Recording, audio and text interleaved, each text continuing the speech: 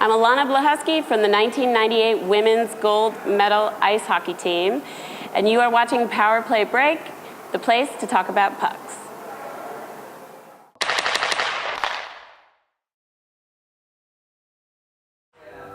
Back here with Mark, we just were talking about his Olympic experience. Let's talk about now. You came back and you come back to high school, but what did you take out of that? You're still a year away, really. I mean, you're probably trying to make a lot of different things are going on, but what did you take away from that whole experience playing at that level? The thing I took away was Canada's not the only country in the world that has great hockey players. So, like I said, the Soviets, I mean, Valley Harmala, actually, I remember the one game of that, he had the puck in the corner, and it was about 3 foot off the ice, and he bounced it on his stick. And he went from the corner all the way behind the net, and somebody's cross-checking him from behind the whole time.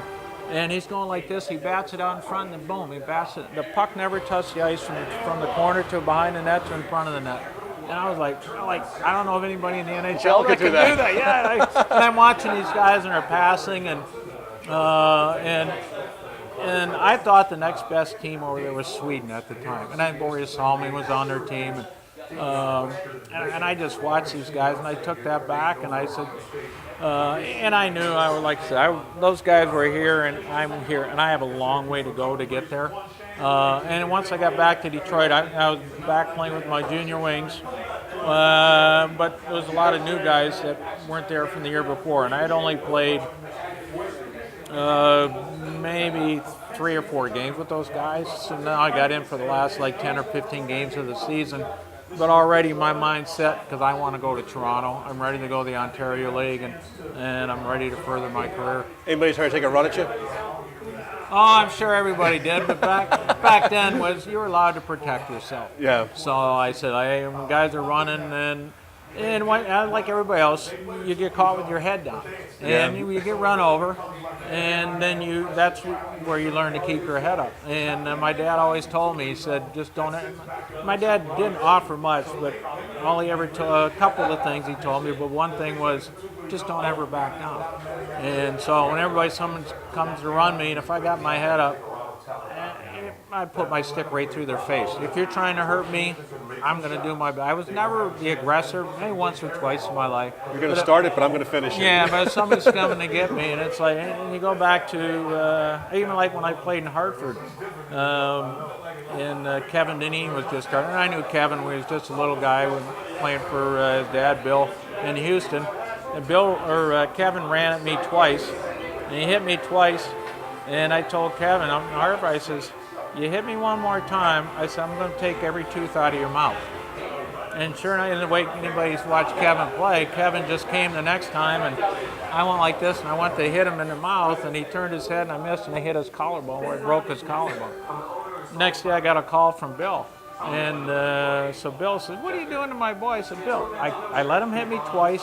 I said, third time, that's it. I'm hurting you. Third time ain't the charm, my friend. I said, yeah. And Bill says, yeah. He says, he never used to listen to me either. So it was kind of, that's one thing. But that's, anybody who played back years ago, I think that's why there's so many injuries nowadays. No, you can't protect. Somebody can come, especially these guys are so big and so powerful. A guy can come at you now, and you can't defend yourself. Talk about now, you're going to go to Toronto, and Marty has already been there for a year, and they trade away one of his buddies so the two of you can play together on the same team. What happened with that? When I would have went with Marty the year before, there was no draft of U.S. players. Well, they instituted the draft during that season, and I got drafted by London, and so I know I wanted to play with my brother, so my mom called the people in Toronto, do what you can do so that the kids can play together in Toronto. So they made a trade, and I think it was Dennis Marook, yep, and Larry Goodenough. Well, Goody was Marty's best friend. I know Goody now from the Flyer alumni, but he was Marty's best friend. And Marty called and said, thanks a lot, you got my best friend traded. So, but it was, but I had, from being up in Toronto the year before, actually Marty and I, we went to London, went to Toronto, went to St. Catharines to go see which team we wanted to play. And actually, to me, the Toronto Marlboros were probably run better than 2 or 3 NHL teams at the time. So it was a natural spot to want to go. Talk about now, you had to work at the Maple Leaf Gardens.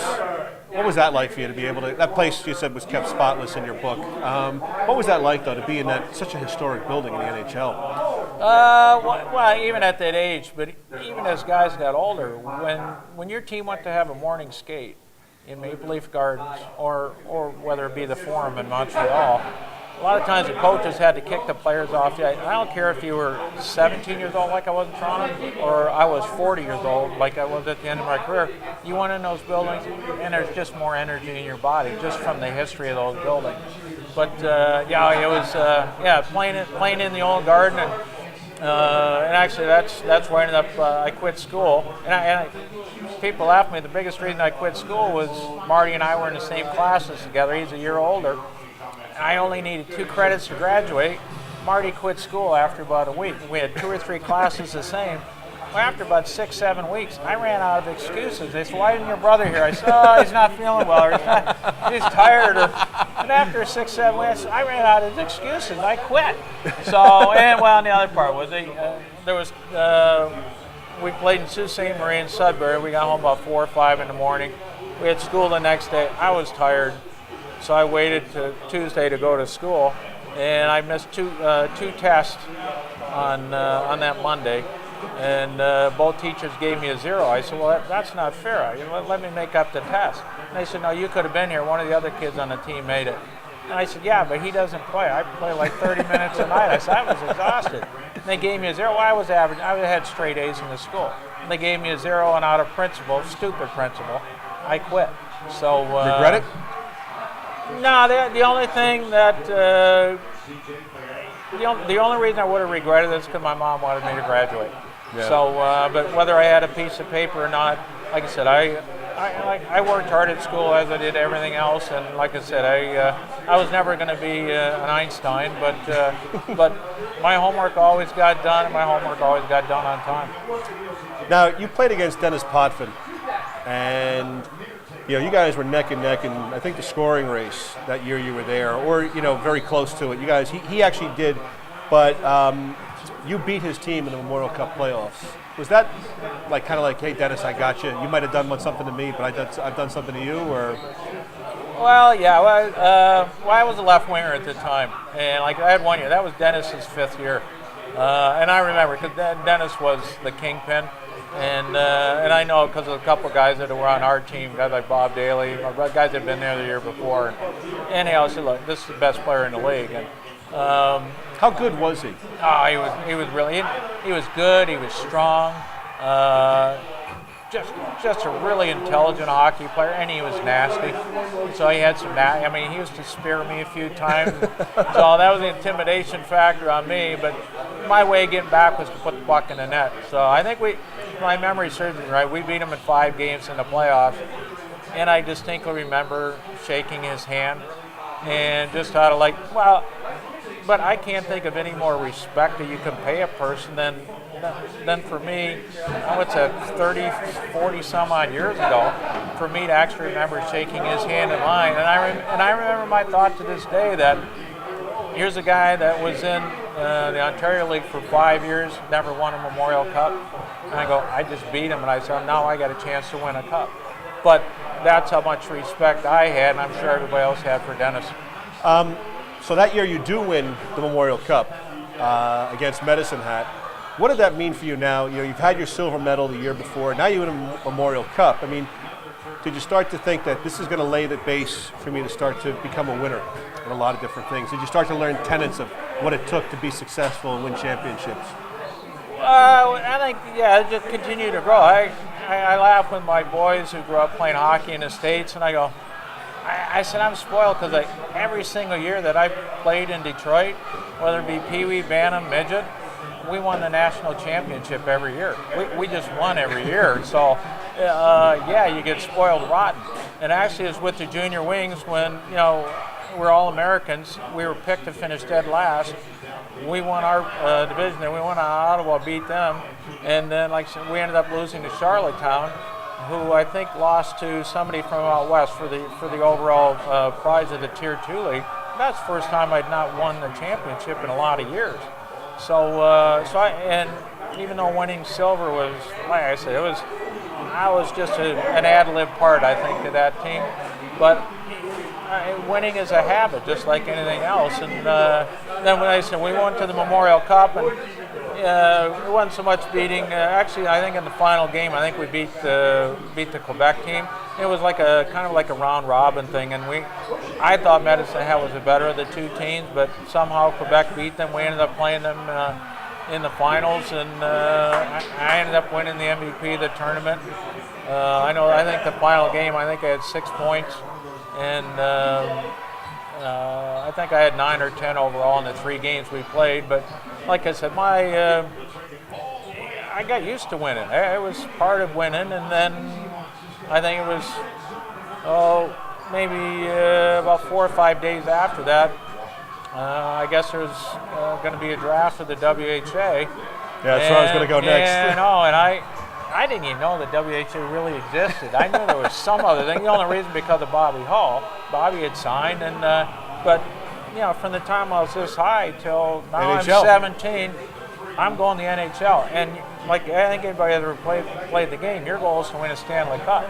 So I was tunnel vision. The Yavo Cup is not on Mark Howe's no, radar. I'd never heard of it. So it was, and then and actually we ended up having our. So you had a big party.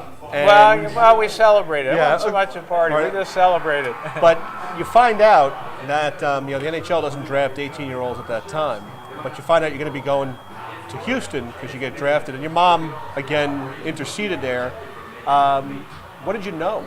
I mean, you're going to be playing for a team in Houston, Texas called the Aeros. I mean, did you know anything about it? And Marty was going to be going, I guess, as well, right? Yeah, I knew absolutely nothing about it. So actually, the day they had the draft was the day that I guess our Marlies had our parade downtown Toronto, which I missed because I was a little under the weather.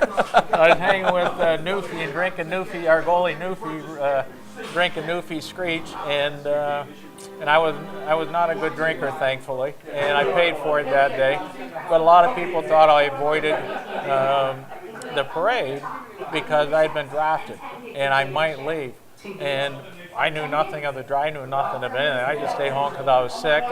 But then I got my mother called and informed me we got drafted by this other league and blah, blah, blah. And the coach was Bill Deneen, who Dad knew. And as things progressed, and they came to Detroit to talk to us about contract. And over the course of talking contract, Dad blurts out, he goes, well, how would you like a third Howe? And I laughed. It's kind of like they took my contract, threw them away, and let's talk about Gordie. So Marty and I said, oh, okay. And everybody was so excited about it. And with me, it was I just wanted to play hockey somewhere. And Marty was dying to go. Dad was dying to play. I was apprehensive. I knew I was a good hockey player. I was one of the best players in the league over the course of the year. I won the MVP of the tournament. I had a hot week.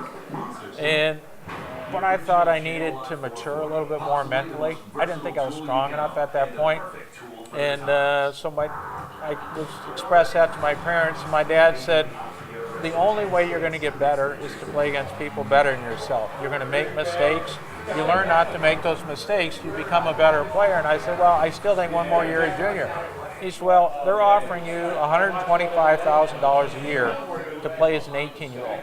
He says, I never got paid more than $100,000 1 year of my life. He says, you're getting paid more to sign your name than I got paid for a whole year of hockey.